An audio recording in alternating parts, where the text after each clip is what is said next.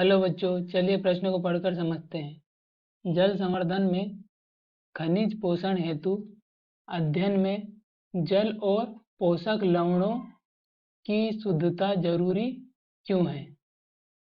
मुख्य अवधारणा। हम पहले प्रश्न की मुख्य अवधारणा देख लेते हैं।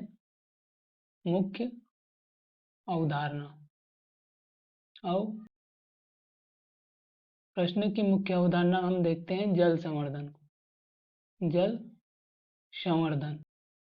जल संवर्धन एक तकनीक है जिसमें पादप को या पौधे को मृदा की अनुपस्थिति में मृदा की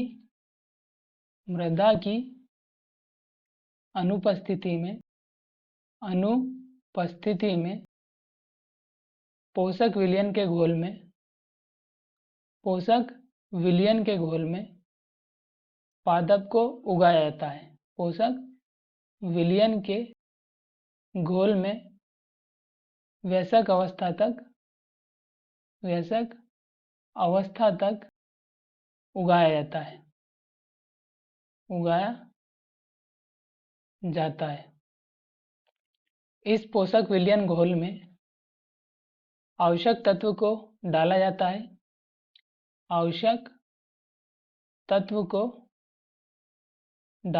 है और अनावश्यक तत्व को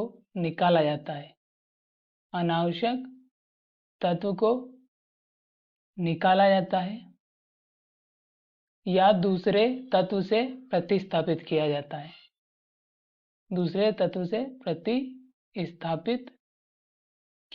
है। इस तकनीक को जर्मनी के पादप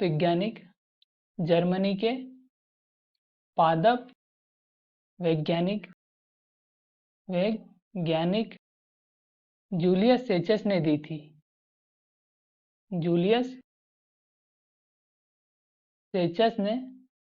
थी। जल संवर्धन